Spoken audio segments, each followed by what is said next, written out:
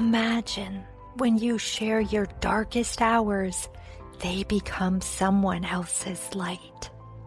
I'm Jennifer Lee, a global community storyteller, host, author, and survivor, guiding you through genuine, unfiltered conversations. Together, we break the silence, shatter stigma, and amplify voices that need to be heard. Each episode stands as a testament to survival, healing, and reclaiming your power. Listen to I Need Blue on Apple Podcasts, Spotify, YouTube, or your favorite platform. Learn more at www.ineedblue.net. Trigger warning: I Need Blue shares real-life stories of trauma, violence, and abuse meant to empower and support. Please take care of yourself and ask for help if needed. Now let's begin today's story. My guests today are accomplished and deeply passionate about creating awareness to help victims of abuse and trafficking, ultimately leading to the eradication of this epidemic. Today's episode focuses on human trafficking, which continually occurs at the U.S. and Mexico border. On both sides of our border, girls, boys, and youths are being exploited. Alma Tucker is the president and founder of International Network of Hearts Foundation, INH, based in San Diego, California. Write this down. Visit www.inhearts.org to learn more about INH. Alma has over 20 years of experience assisting victims of human trafficking and advocating for their rights within the border region of Tijuana, Mexico, and San Diego, California. In 2019, Alma was invited to the White House in Washington, D.C. to discuss human trafficking issues at the U.S.-Mexican border with the Trump administration. Alma was also invited to speak in the Rayburn Building at the Capitol on Women's Day in Washington and at the Global Sustainability Network, GSN, at the Vatican in Rome, Italy. Alma received her degree in clinical psychology. Also today you will hear from a brave survivor of human trafficking, Andi Buerger, JD, who is founder and chair of Voices Against Trafficking, VAT, an international organization that networks with independent businesses, nonprofits, individuals, and human rights leaders and legislators dedicated to the eradication of human trafficking and human rights abuse. VAT hosts quarterly international forums providing awareness, education, and solutions. Write this down. Their website is www.voicesagainsttrafficking.com. Her journey of surviving abuse and trafficking, her road to escape and emergence as a powerful and fearless rescuer, is documented in her book, Voices Against Trafficking, The Strength of Many Voices Speaking as One. Both Alma and Andi have contributing chapters. The book can be found on Amazon.com. The information will also be included in the show notes. Ladies, thank you for being here today. I am privileged to share your experiences and expertise on the topic of human trafficking. I know our listeners of I Need Blue will hear a new perspective on the seriousness of this epidemic. Your information complements each other. I would like to begin with Andi sharing her story of surviving the abuse and trafficking. As we learn about the behaviors associated with this crime, we will have a greater appreciation for what you ladies do and the importance of it. Alma, feel free to add information as needed. You are a great resource. Ultimately, this is a joint conversation. Thank you so much for having us. This is Alma Tucker, President and founder of International Network of Hearts. We are in San Diego, California, and also on the other side of the border with Mexico, Baja California. And I'm also proud to be a board member of Voices Against Trafficking. Hi, and I'm Andi Buerger, founder of Voices Against Trafficking, and so pleased to be here today with you.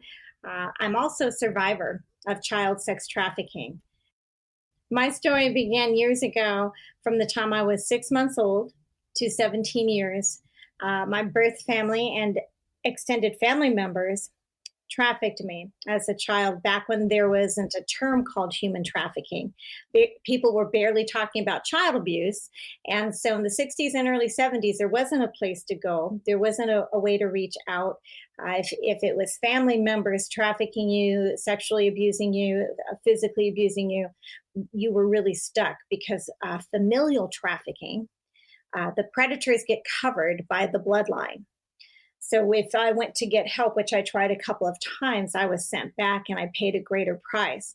And by the time I was 5 years old, my birth mother made it clear that she could take my life anytime she wanted. And I thought, you know what? I'm just going to beat her to the punch because the abuse, the sexual torture, things like that was so great. I couldn't see going much further. And I thought, it'd be better if I was just dead because at least I'll be at peace. And I was just 5. So I went out to the curb of my house and I waited for a car to be coming by fast enough so I could jump in front of it. I thought, if I just get smashed by a car, then they can never touch me and I'll never, ever have to be in that house again. But, on that particular day while I was waiting, there were no cars coming by fast enough. Or actually no cars at all. And I needed one desperately. But as I waited, I looked up into the big blue sky and I wondered, who made this sky? How far does it go? I was a little kid and I was just so curious about, was there someone or something bigger than me, bigger than the people that hurt me, that could help me? And for me in my life, that was God. I heard this voice within my heart say, this is not the plan I have for you. Suicide is not the answer. And for some reason, I just trusted that voice. I thought, wow, okay. I went back up to the garage and I leaned against the door and I really felt like I had to trust that voice. And I'd never trusted anyone. So it was a big leap. I felt peaceful. And as I stood against that garage door, I simply said, if you keep me alive, I will do whatever you call me to do in my life.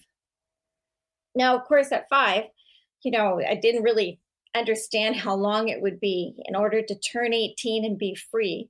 And as most victims know, you're not really free. But at that moment, I didn't know what else to do. So the years went on, the abuse went on, the physical, sexual, mental, all of that went on for a long time. I did try to take my life a couple more times. But by the time I was 16, I think I just had decided that I'd already suffered so much that I either had to choose to live forward or really finish the job once and for all. And in my heart, I knew that there had to be somebody out there that loved me or some way that I could find my purpose, that I could find a hope. So I went forward. I finished high school, but before I did, my birth mother made her last try at taking my life by trying to choke me to death when I was 17. So after that, I graduated high school and then I went to college, and it was really when I had a little bit of physical distance from these abusers because there was no way to report them as a minor in those days. And there just wasn't an understanding of how family members can abuse other family members. So college was really the first time I actually started to figure out how to learn basic skills, how to take care of myself, how to look at how other people lived, and have a little space from the people who were still in my life, but they couldn't touch me as easily. Can you explain how, because I think when people think of trafficking, they certainly don't think of 6 months old. How does a 6-month-old get trafficked? Well, I think it starts with the physical and the sexual abuse, and babies are often taken, whether it's to sell them or to use them, and You can't say enough about depraved nature, how far someone will go. And my birth mother was the primary sexual predator and orchestrator of pretty much everything evil in my family. A mother who plays doctor too much with her baby, or a male person in the household that will fondle or do things. So in therapy, there are ways where they can go back, and you can't lie. You can only tell the truth when you're under a certain IV sedation. So during extensive therapy, this is how they were able to determine how far back it went. And then years after that, and I was in my 30s, I found out that my birth brother basically said in the last conversation we had that he had never seen me the first year I was born, that my birth mother kept me in a room with a female cousin and had people in and out of there. It's unfortunate. Toddlers, little children, and Alma knows this, if a predator wants a product and can get their hands on a child or someone innocent, a teenager, young adult, they will do that at any cost. And unfortunately, families will cover up those secrets for generations. Did you have any siblings? And if so, were they also victims? Yes, I have a birth brother. I'm not sure where he is. I know he's still living, but I don't know where he's located. And yes, he was 4 years older and probably endured a lot more than I did, just by the fact he was older and the fact that my birth mother had an unusual attraction to him as the male child in the family. What was your mother trying to get? Like, was it drugs? No. She went to church. She was a religious person, and she wanted to have the status of living a life that she couldn't have. My birth father was a salesman, didn't keep a job very often, liked his secretaries, things like that. And I think she just had something that was inside of her that was just evil. And honestly, I do think that people choose to be good, or they choose to be evil, or they choose to do nothing, which in my opinion is just as bad as being evil, because if you can stop somebody from being hurt or help them, I really believe whatever moral code somebody has, that's the least you should do. Yes. Was your mom a victim of any type of trafficking or abuse or violence as a child? I'm guessing that all of the kids in that family, like her siblings and her, were probably physically abused at the very least. This is when I started talking about this, people would say, oh, well, that explains it, as if it was okay. And I would always say, when it's between an adult and a child, it is never okay to hurt them mercilessly or to violate them. But I am certain that there was that in her life. Much later on, we determined through my own therapy and other things that she probably had multiple personalities. But again, that doesn't excuse the actions, just so someone listening understands that it's never okay to be hurt that way. As a survivor, I think the feeling of shame and guilt are overwhelming. So what you just said is so important. When did you come to the point that you truly felt inside this was not your fault? That is a big question. I think I worked on it the first 30 years of my life, and I married someone that I thought would help me along, but he ended up turning out to not be a very good person and to have his own sexual eccentricities. So that marriage did not last very long, well, about 8 years. And in that time, when I did get therapy and I started realizing that, one, it wasn't my fault. Two, I needed to learn how to communicate my needs better and how to take care of myself and how to change what I expected. Because at that point, even at that age, I was very successful in business, but not in terms of emotional or relational maturity. I was very naive. So I didn't really know how to speak up for myself, how to say, this is wrong. You can't treat me this way. That came after the divorce, before I married my husband, who I've been married to for 21 years. But again, I had to learn how to communicate differently. I had to change my expectations, that it wasn't enough to say, hey, it's a great day because nobody raped or beat me today. Yeah, that's something that a lot of people just can't understand. But it's a tough conversation to have and to acknowledge that it exists. When did you get to the point where you could talk about it publicly like you and I are today? I started speaking in my early 30s. You might say I kind of took it for a test run because I felt like, one, in my heart, I wanted so desperately to help other people who had been hurt like I had, even though I didn't necessarily have everything handled at that point. And between my faith and my support systems and working and realizing that not everybody treated me the way that the people who were supposed to love me treated me, that there were people out there that actually thought I had value and had worth. And so I began rebuilding my self-esteem, my self-worth, trying to deal with the self-talk, and counseling really helped me with a lot of that. And then again, it was a choice every day. I think people don't understand that healing is a moment by moment process. I don't know anyone who's instantaneously, woohoo, I got it all handled. But I think it's a choice every moment. And when you do that enough times and you do that year after year, it suddenly becomes your new normal, your new habit to say, this is not a safe person for me, or this is not a good situation for me, or wow, that really bothered me, or I've been betrayed and I'm hurt. How do I self-nurture, self-care? And that's an ongoing lifetime process.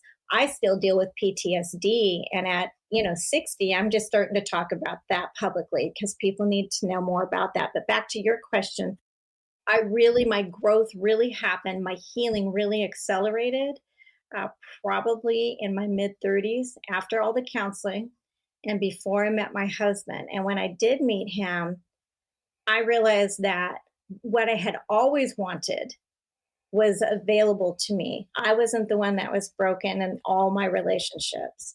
It just sometimes takes a different kind of person. And he was the most amazing human in my life in terms of, he basically said, Ed would say, I don't understand everything that happened to you, but I can promise you two things. I will always listen and I will always be here. And that's what most victims need, is someone to listen and to be there, and not always to try and fix things or to try to explain it. Yes. Oh, that is so wonderful. There's something so powerful that you just said about healing and how it is a moment by moment process. One thing I found with going through my healing process is I had triggers that I didn't know existed. Can you tell us about some triggers that, let's say, caught you off guard? Absolutely. One of the things I vividly remember to this day, I was probably 19 and I was working in a company, in a sales company, and my birth father happened to own that one. And a gentleman came in who came in all the time, really nice gentleman. He had a very ill wife, and he was just the kindest person I had ever known at that point in my life. And he'd always say hello. But on one particular day, I didn't hear him come through the doors of our office. And he came up behind me and put his hands on the back of my shoulders. And I pretty much jumped out. I just freaked out. I turned around and I'll never forget what he said. He said, "Whoa, who hurt you?" And I wish I could have told him it was the man he was doing business with. But again, I didn't have that presence to be able to do that. So I still have things. I don't watch certain things on TV.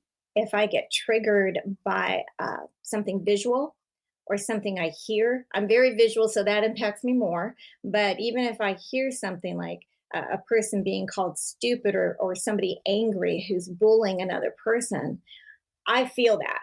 I feel all of that, all the body memories. I just know that I have to do something to process that so it doesn't stay with me. So for the general public, what do you think is the greatest misconception? That's a big question, but I think one of the biggest myths is that, it doesn't happen here, not in our neighborhood, not in our family, not in our community. That is absolutely wrong, because we know that just in the US alone, every 40 seconds, a child is abducted age 18 or under. They're either taken or they're lured into a situation where they are taken. So we are missing children, and a lot of people just write it off as runaways, or they're trouble, or they're rebellious, but that's not true. The other part is, oh, well, I've known Jane or Joe my whole life. They couldn't possibly be involved in something like that.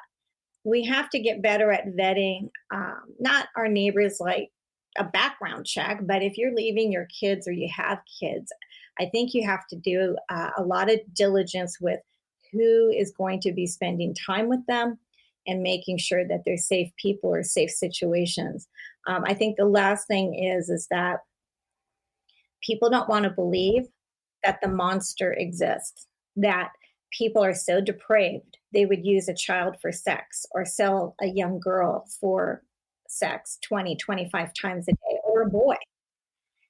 And it's just very hard. Now, we've had national headlines with Epstein and Maxwell cases.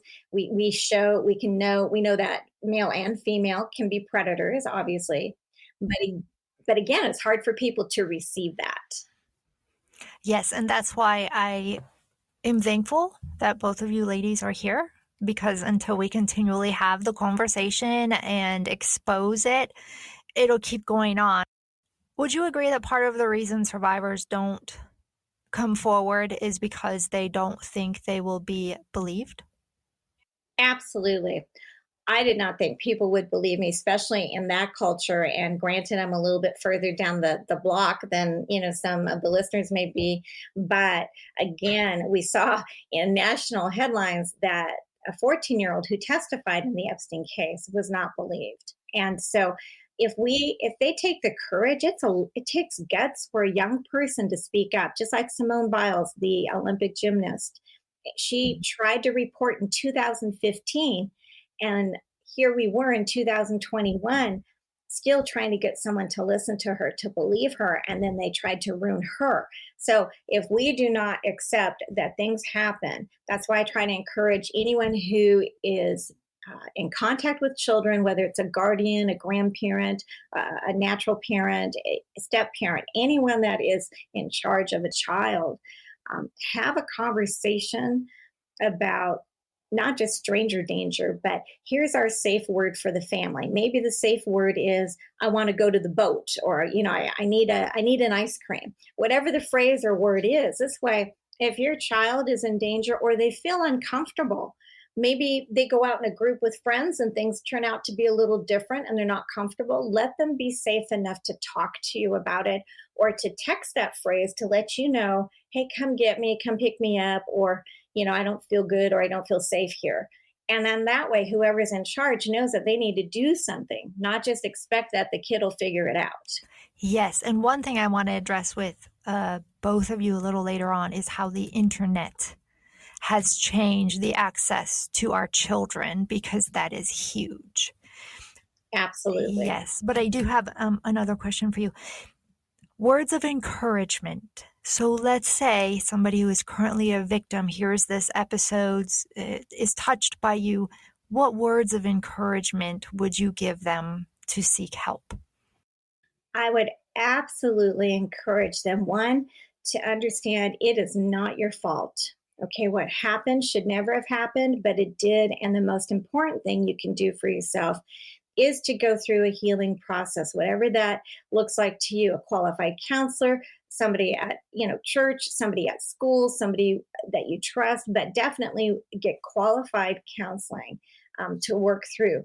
And yes, healing is painful, but the great thing about healing, if you do that and you're faithful with it, if you do the work, you will win. If you do the work, you will win. You can be successful. You can have beautiful relationships and friendships and all those wonderful things. But if we don't deal with the garbage in us, if we can't get that out, it will end up stinking up your whole life, basically. It's not very eloquent, but that's basically it. But my encouragement is, you are a valuable, worthwhile human being, and you deserve to have a future and a hope, a life that was designed for you. And please don't let that situation or those events take the rest of your life, because then the predators win again. Did people fail you when you went for help, or when they were aware that behavior was going on that wasn't correct and they didn't do anything to help you? Did you experience that? I did a little bit, because I I found out later that some people suspected and knew, but they didn't want to get involved because they thought it would be worse for me and my birth brother. But if they had talked about it, things could have been much better. And when I did try to get help, I was told that, every family has problems. Your parents are under a lot of stress or whatever, and nobody really wanted to accept what I had to say. Even when I wrote a letter saying I wanted to take my own life, the person I most trusted and who I thought would support me and understand that there were problems gave that letter to my birth mother. And then I just got worse. I got a worse treatment because of that. So I stopped trying to reach out. And I thought, if I can just live and survive, then I will win. If I die, they win. And it became a very primal thing, getting people to report. Why would they do that if they're not going to be listened to? Or exactly. And that's probably part of the fear, is being, rejected and nobody believing them. It just compiles the whole shame and guilt of, oh, this is my fault. I shouldn't have done anything. As children, especially you at 5 years old, you have this natural attachment to your parents, right? I assume, like most kids do, they love their mom, they love their dad. What is the psychological challenge between realizing it's okay to not love your mom and maybe even hate her because of what she did to you, versus the internal struggle of, wait a second, that's my mom, I'm supposed to love her? That is a very complex situation indeed. And here's my take on what I can say, and having rescued hundreds of kids and stuff myself and watching the stories over and over. First of all, with familial trafficking or child abuse or sexual exploitation of any kind, whether it's pornography, any of that, it's all in the same bucket, okay, to a greater or lesser degree. Child abuse is kind of the big umbrella, and under that you have pedophilia, you have trafficking, you have all kinds of stuff. But for that relationship, that mother-daughter, mother-son, or father-daughter, father-son, whatever the situation is, there is a sacred trust. There should be a sacred bond that at all costs, the parent protects the child, tries their best to keep them safe from harm that can be prevented, okay? A lot of times what I saw, even with the kids we rescued, the parent or the person responsible for the child would just sweep it under the rug, or they would divorce, or they would get rid of the family member that was causing the problem, but then they never dealt with the child's pain or the child's experiences of those hideous acts that were committed against them. So without dealing with that part, the child does not get what they really need, because there's always that self-deprivation, that horrible shame and guilt like you talked about. The other part is, trust is a sacred establishment in my view. When that's broken, it's very hard to rebuild that relationship. And yes, it is okay to not want to have holidays or to not want to be around the people that have hurt you. I don't think there's anything wrong with that. What is dangerous to the victim is to harbor the hatred, to harbor the bitterness. And so I believe in forgiveness. How you get there, it can be different for other people. In my case, I had to pray all the time. I basically told God, I'm not doing it. Nope. You want me to forgive them, you're going to have to do it, through me, because I didn't understand the benefit of releasing all the shame, all the guilt, all the ugliness, all the hurt, and all of the grief. There's a lot of grief involved for victims that oftentimes doesn't get brought out. And so when I released the people that had hurt me, it wasn't for their benefit. It was really for mine, because then I could receive joy and love and laughter and goodness from other people in my life. It allowed me to fill myself up in those areas. But I have seen victims that have really not been able to do that part, or did not get the help they needed to release that hurt, and they're very ill. Some have had cancer, some are chronically ill. It really affects the body. Sometimes they have a mental illness. So I encourage people, please think about it, consider it, get help if you want to release that out of your life, because it is not healthy for you. Did you lose relationships with family and friends, maybe that you wanted to keep, but after you came forward, they were like, no, I can't believe this. You're lying. Absolutely. I had a couple of very close friends, and they sided with my birth parents, because they only knew the Chicago Joe, take him to dinner, fun, guy. And then, of course, my birth mother was the Stepford wife, perfection, looks good. The house is perfect. The kids are in tow, they're in line. And so there was this image that was projected publicly that was not the truth inside the walls of our homes. And so there were people, I did lose friends. I lost family, the only safe family I ever knew. I still have great memories of them, an aunt and uncle. And because they were related to my birth mother, obviously, there was no way that I could tell them. I tried, I got close because I thought if they would just know, they would take me into their home, right? But I never got that chance because my birth mother was always on the prowl, always trying to get me in trouble so she could basically beat the life out of me and hurt me and touch me, things like that. She was very ritualistic that way. My birth father was more impulsive. You never knew when he would go off. So it was very, very hard. I looked over, I had shadows behind me my whole life, not being able to know if this was the day I was going to really get hurt or somebody would really brutalize me. So yes, I lost the only decent, safe relationships I had because of that. And when I did start speaking, my one aunt that I just spoke of, she listened and she accepted it. And one of the things she said was very telling. I called her from a payphone by my college. I had received a 5-page typewritten letter from my birth mother who heard I was starting to speak about these things, and basically threatened me with lawsuits and was going to ruin me and take everything. Not that I had anything as a college kid, but this was her. So she went on a legal rampage against me and threatened my life. So I called my aunt. I said, I just want someone to know the truth. And I know this is going to be hard for you to hear, but here I am at a payphone. And I'm just going to let you know if anything happens to me or I die prematurely, your sister, my birth mother, is first on the list. I've already given the police her name because that's how intense it was. And that was the last conversation I got to have with my aunt until I wrote my first book.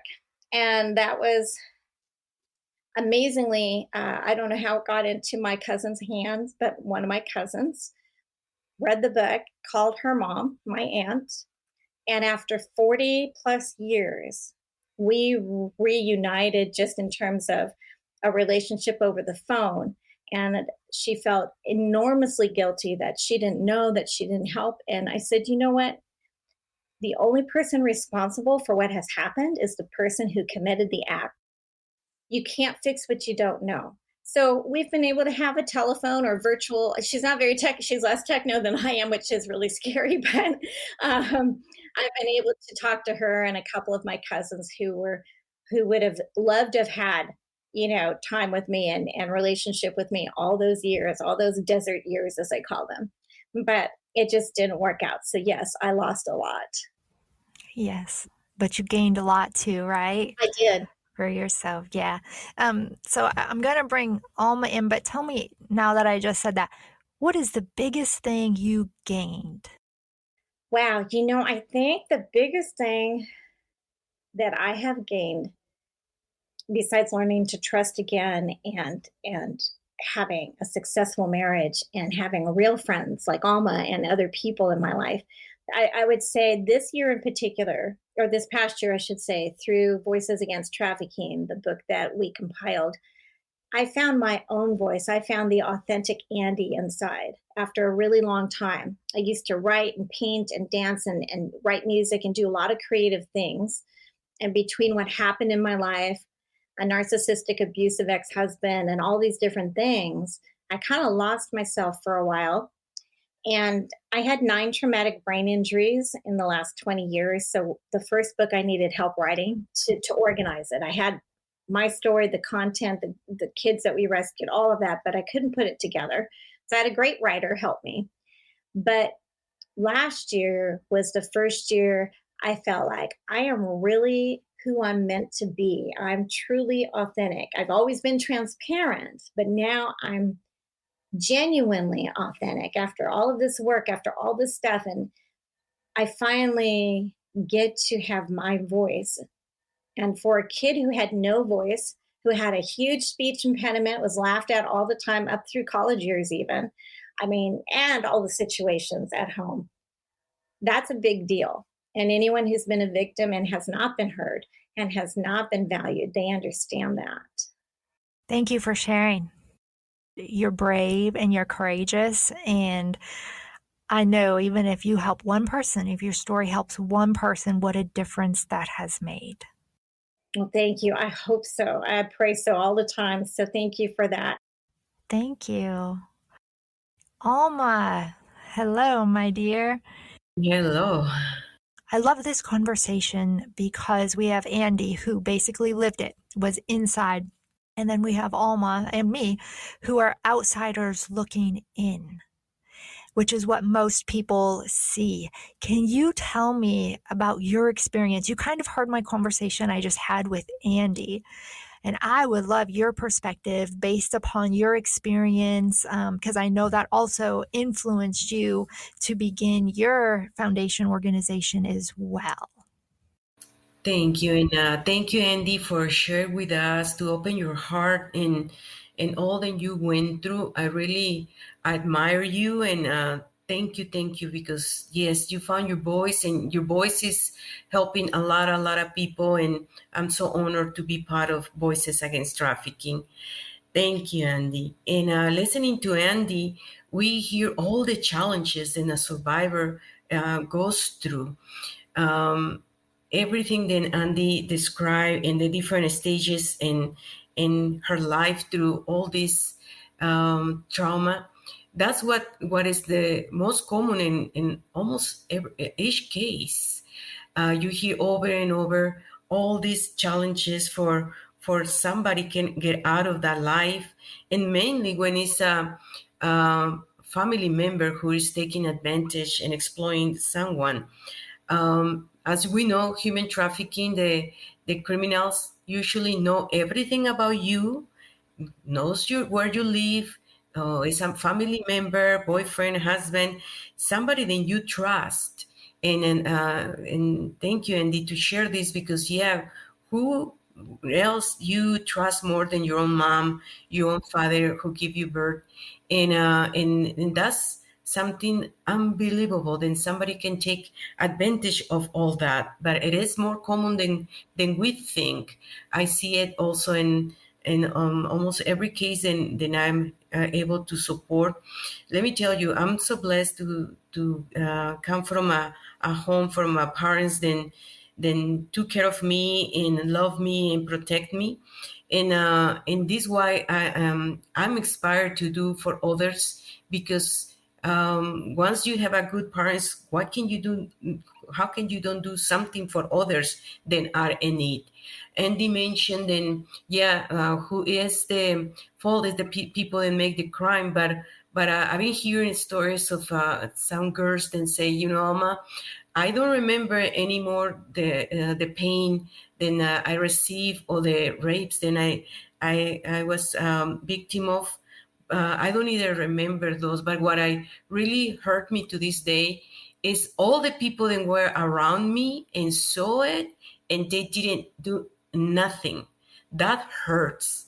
And that particular girl described how her mother, her father took her and her 4 siblings to hotels, to places where they allow adults to rape them, and managers of hotels see that, taxi drivers, and nobody did nothing. Nobody reported. And I think my belief is people then see and don't do nothing is part of the problem. If you see something, you need to say something, because you are part of the problem if you don't do it. the victims usually don't have a voice. They're being told, then they are the problem. Some people don't even know what is human trafficking.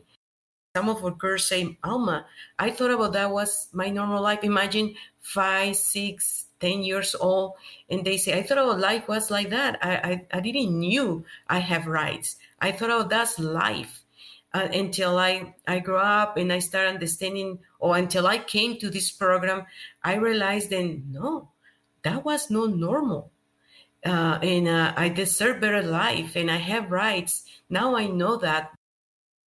Then, yeah, it takes a long time to heal, trust again. I remember closing my eyes, the face of girls and boys coming to our shelters with a lot of shame, with their eyes down to the floor and feeling the guiltiness.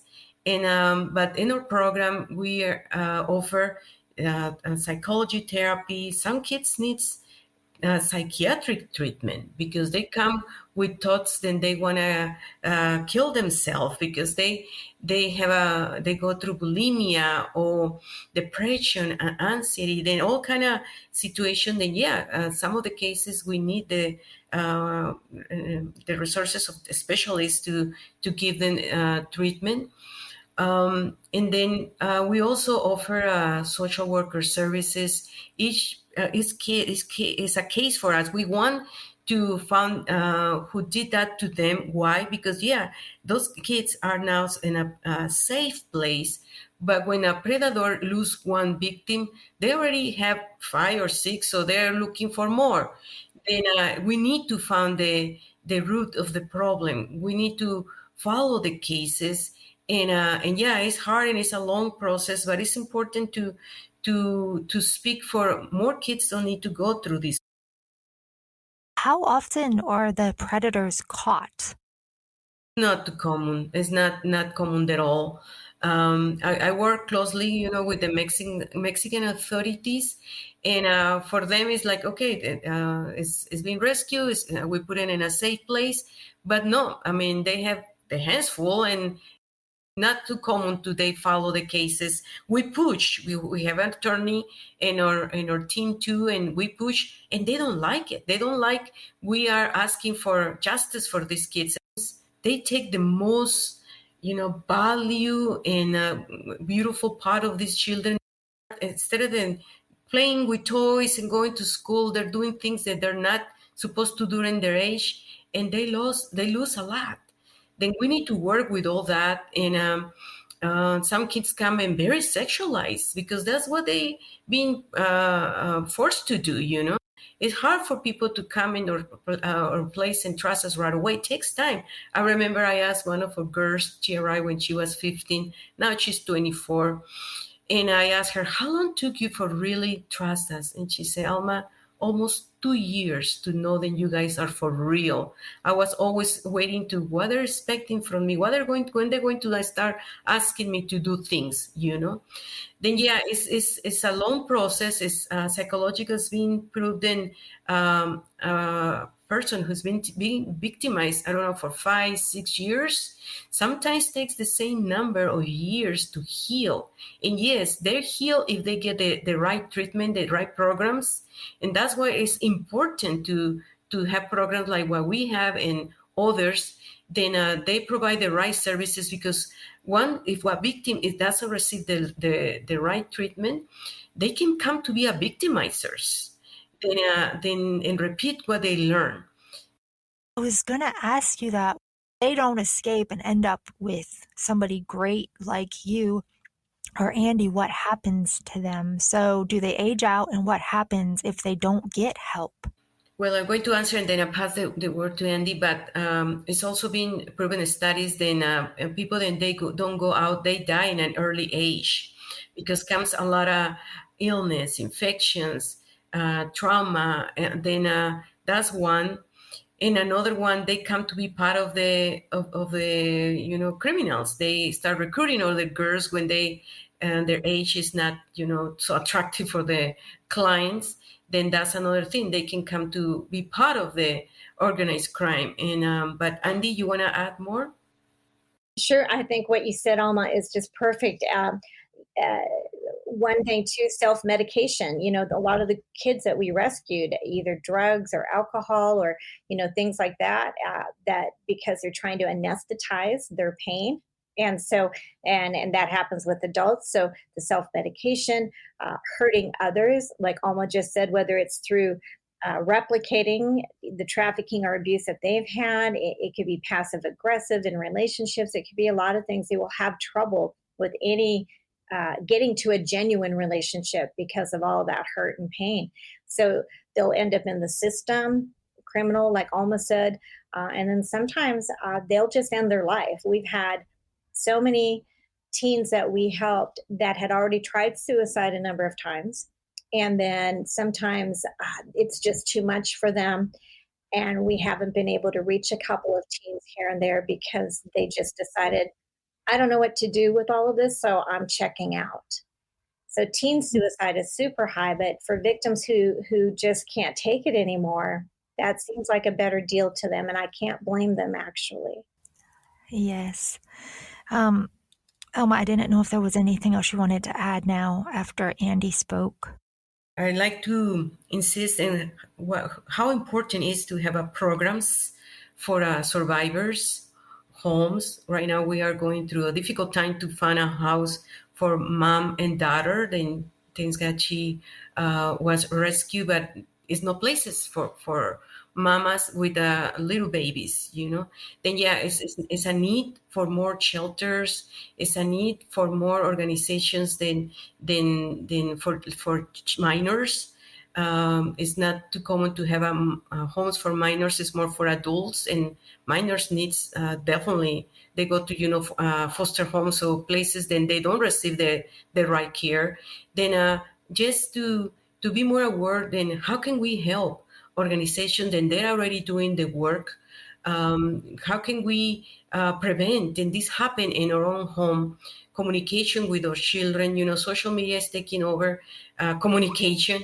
Then we need to be close to our children and what they are, what photos they post, or who are their friends, and keep also the eyes on what are they doing when we're not watching them. Then just to bring to the attention and conscious to the parents about what we're doing with our children and in general community to do something about it, to stop human trafficking.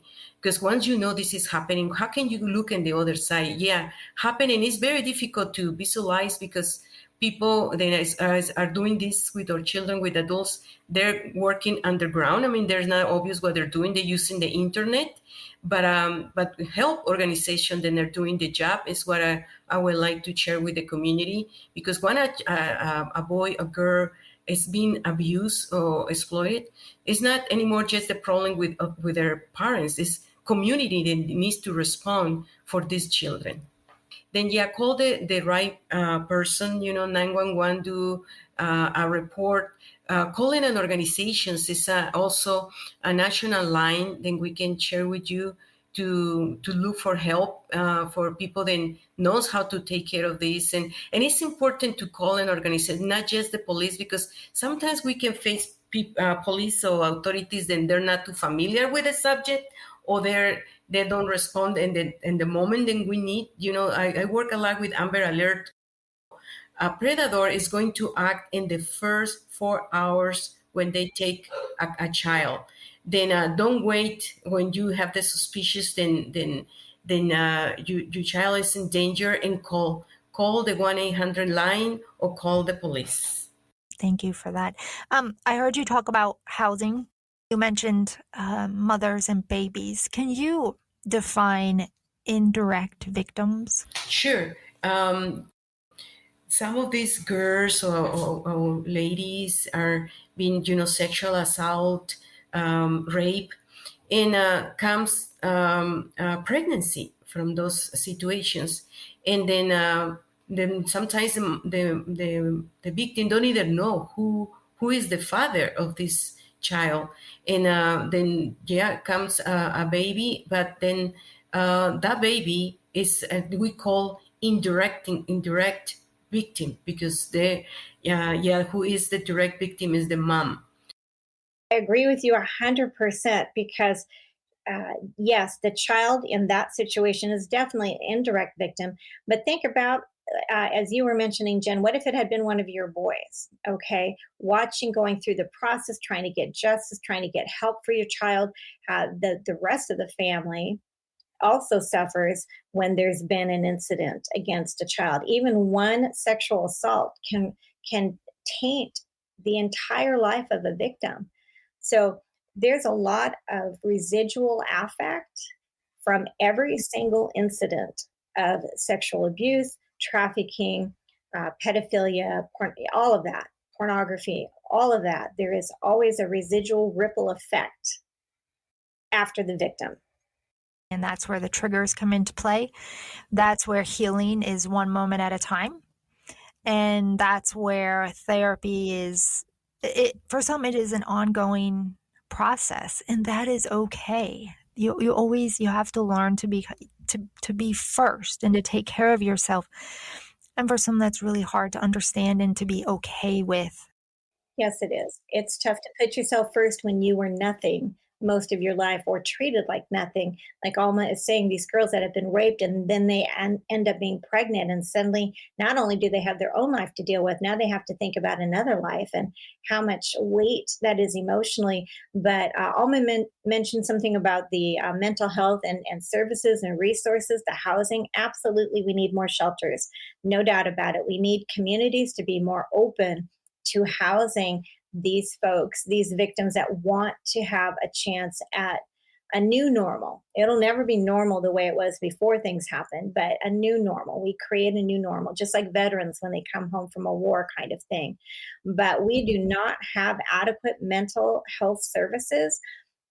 Physical, mental, and emotional abuse is horrific, and it can be life impacting. It can last a lifetime. In my opinion, when somebody is sexually abused, assaulted, trafficked, that is the most intimate violation of a human person, because it's the soul, the mind, the body, the spirit of that human being. It is the life source. And we do not have a lot of counseling or mental health resources dedicated to that kind of healing, that kind of situation, that kind of hurt. I have watched several young victims be taken into an exam room and treated like a piece of meat, all in the name of, well, we have to get the rape kit, we have to do that, and they forget that that is a human being. Okay. And then you have counselors that try their best, but maybe they're not qualified to go that deep into the psychosexual issues that occur, especially with a victim that has had years of abuse or years of trafficking. The average lifespan of a trafficking victim, if they're healthy enough to withstand it, is 7 years. And the likelihood of escape, 1 in 100. And that's only off the statistics that we know, the reporting that we know. After the last 2 years, who knows? It could be a lot broader. But we do know that those victims deserve the very best care that Alma and I and you and everyone else in our communities can give to them if we would collectively get together, which was one of the points of creating Voices Against Trafficking, so that all individuals, all groups, all people, regardless of socioeconomic backgrounds, we're not religious, we're not political, we are just trying to leverage organizations, frontliners like you, so that we can go to legislators and go to different leaders in countries and say, this is what we need to do, and this is the support we have. Both of you ladies, you're very inspiring. Conversation is just the beginning. There's so much more work to be done. And if people can't look past the crime in itself, if they can't even realize that happens, then how do we get to a point where we're really focused on helping and turning the victims into survivors? And I know, Alma, you work areas within the border, Tijuana, Mexico, and you're currently in San Diego. Can you tell us, there's not enough TV broadcasting, social media broadcasting on what is going on at our southern border. the amount of people coming in. I don't know if people know the definition of a coyote. I think you have an opportunity to kind of explain a little bit of that so people understand it's not just people illegally coming into the country, like what is going on, what they're doing to get here, how much they're paying, what they're sacrificing. Can you share some of that through your experience? Sure, thank you. Well, as we know, it's a phenomenon happening here at the border. People coming from their countries, third world countries, then they're going through social economy challenges, insecurity, etc. Then they hear, kind of like an open invitation. Then the border is open, and no child will stay behind. And then we start seeing thousands and thousands of people coming at the border, and yeah, who moved them? That's the question. Who brought them to this border? Well, the organized crime hearing, then it's a lot of business bringing people from south, and they're selling drugs, but they're also now bringing people and charging for come without documents to this country, and they telling them then come, the border is open, and if you bring your child, is either better. They start renting kids to one another. Oh, you don't have, this couple don't have kids, but let's give them some kids for they allow them to come to the country, and they lied to them. The organized crime charged a lot of money to bring them to this border. They call themselves coyotes, smugglers, and they say to the people, if you want to cross the border by the mountains, 10,000. If you want to cross by car, $15,000. And imagine, these people don't have money. They don't have that amount of money. But then, oh, you don't have the money, then they kidnap them. And they say, you're not living here until your family send you the money. Or they use them to cross the border. And okay, you're going with this group, but you need to have drugs in your backpacks. And they use them as mulas, they call them, to bring drugs and a lot of amphetamine to this country. Then now I've been in conference with with authorities in Texas, with authorities here in both sides of the border, and they either put them a bracelet around their waist with different colors. Depends of the amount of money they pay. They have a different bracelet, or if they're minors, or if they have with them drugs to bring them to United States. Then this is a big industry right now. Then they're making a lot of money. Then they're using humans to come to this country, taking advantage of their need. Then it's affecting both sides of the border. In Mexico, they're Tijuana, particular, they live in camping in the streets, where they don't have the basic, toilets and kitchen, bedrooms, and it's a lot of issues going now with the COVID. Then it's a health problem. It's also because it's the organized crime is there. We win them. Then it's a lot of insecurity issues too, assaults. Then it's affecting the community in Tijuana. And the president of Mexico say that the migrants are welcome here. That's also the other message and agreements between one country and another, but they actually don't offer the number of services that those migrants need. Then it is a big thing going here. And now we extend our services for migrants too. We visit them, we bring them food. And my goal is to identify victims of human trafficking, children victims of human trafficking. We already served one boy from Honduras and another one from Guatemala. And the kind of trauma that they're being through is horrible. I mean, the mother of one, she was forced to have sex with men. She was forced to use drugs, and the little boy saw or experienced all that with his own eyes, watching how they were taking advantage of their mom. And then we open now services for migrants too, and it's a lot of things going right there at the border. Yeah, that's awful. How many children are coming over unaccompanied? I know I've heard stories where the parents want the child to have a better life or whatever it is, and so they're paying for the child to come into the United States. Well, I don't have exactly the number. I know it's thousands and thousands of kids coming, and adults too. But yeah, some they make it to United States one way or another, because some areas has no wall. The project was stopped from this new administration, and they walk in to a different neighborhood. Then yeah, it's a lot to do, and looking forward for this new administration. Then it's not so new anymore. Take the subject more serious. I know the President Biden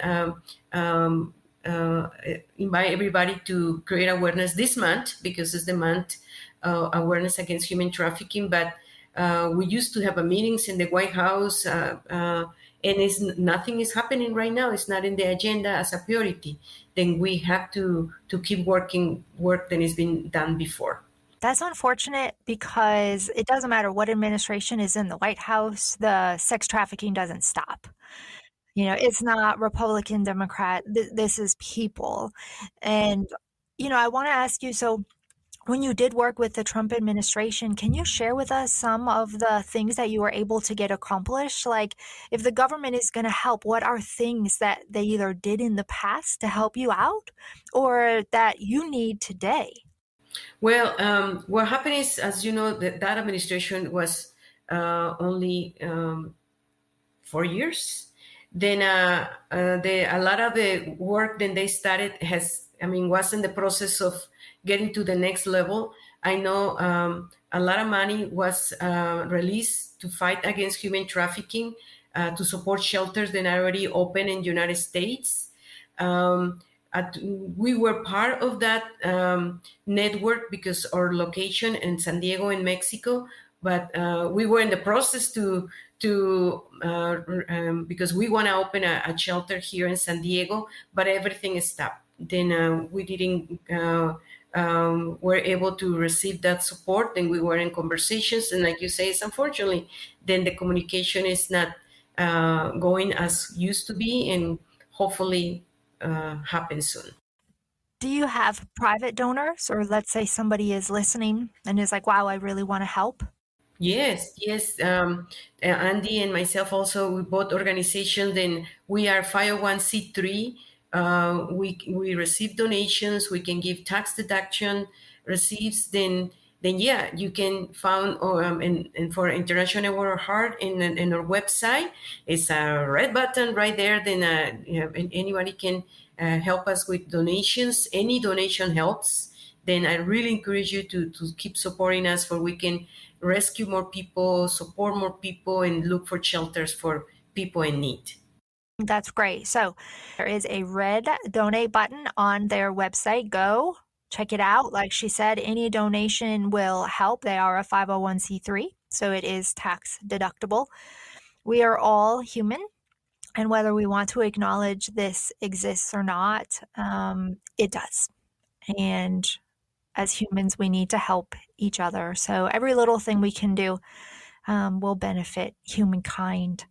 Alma and Andi, do you have any last words, encouragement, information that you want to share about you and your organizations, things you have coming up? Floor is yours. Well, I'm going to go ahead and take the lead if you're okay, Alma. Definitely voicesagainsttrafficking.com. Just like Alma said, it is a 501c3 organization. We're a nonprofit. All the same things apply: donations, tax deductions. And what we do with the dollars, a few of the things, we provide an international forum for free on Facebook and YouTube every quarter, like every 3 months. Our next one will be March 30th. And we bring people and voices from all over the world, US, Mexico, Australia, everywhere, to share what's working in the fight against human trafficking, to share stories, to share policies, to share ideas, to share, hey, what if we do this? What if we did that? So it's a great way to educate the public in little 5 to 6 minute presentations by these speakers for an hour and a half. And so we put those on. And we produce those, and we've been doing that for a couple of years now. We also have a new book that's been released, Voices Against Trafficking, The Strength of Many Voices Speaking as One. And there are 18 authors and 20 chapters, all from different perspectives. And our own Miss Alma has a wonderful chapter in there. If you really want to know what's going on with the border, Mexico, what's happening with these children, that's a great chapter to read. We have media members who have contributed. We have a woman who is just amazingly active and astute, and she's almost 80. She actually walked with Martin Luther King. She wrote an amazing chapter on the evolution of slavery, which, by the way, involved human trafficking hundreds and hundreds and hundreds of years ago. It's not a new thing here. We also have what you can do when you travel, how to keep your kids safe on the internet. So that book is another tool, and we're going to bring that out every year. And our goal is to get a book into the hands of every senator, every U.S. congressperson, every attorney general, and every governor in the U.S. every single year, so that the influencers at the top down in your state and across the board can't say they don't know or they didn't understand. We are making it very clear. And our book also has helplines, hotlines. It also has tips. So it's another tool.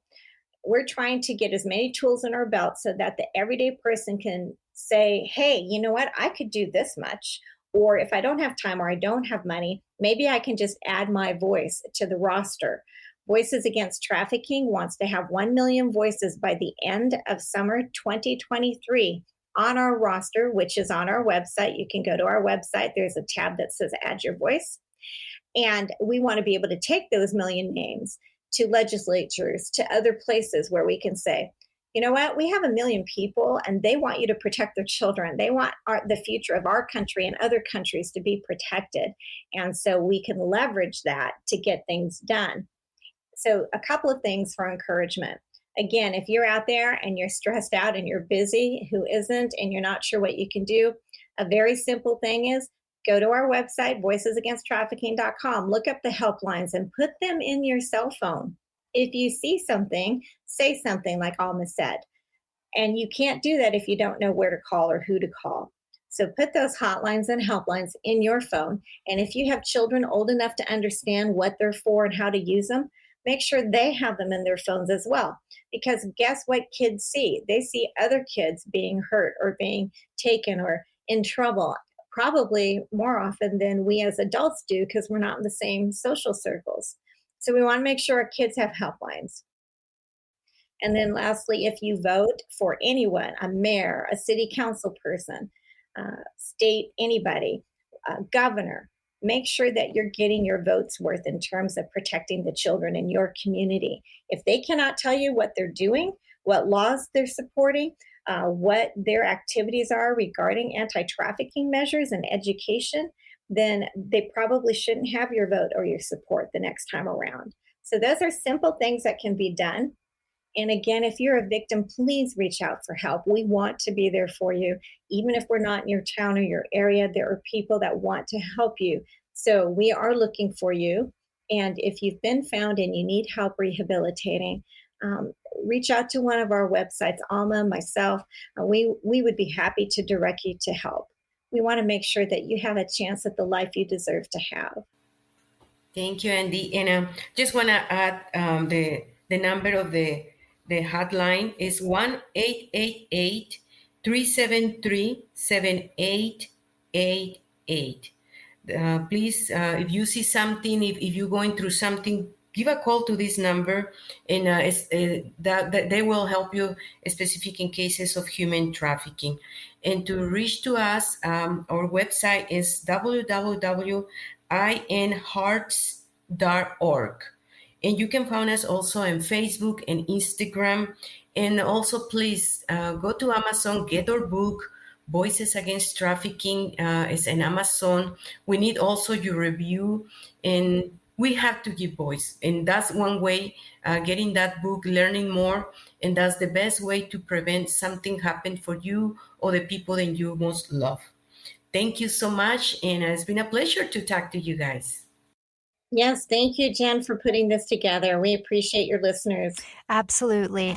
I want to give a big thank you to Alma Tucker and Andi Buerger. Really appreciate you being here today. Thank you for the courage of sharing your stories and providing us with a lot of information. This is Jen Lee with the I Need Blue podcast. Check out my website, www.ineedblue.net. I also have a Facebook and an Instagram, and I can be found on all of your favorite podcast platforms. Thank you for listening, and remember, you are stronger than you think.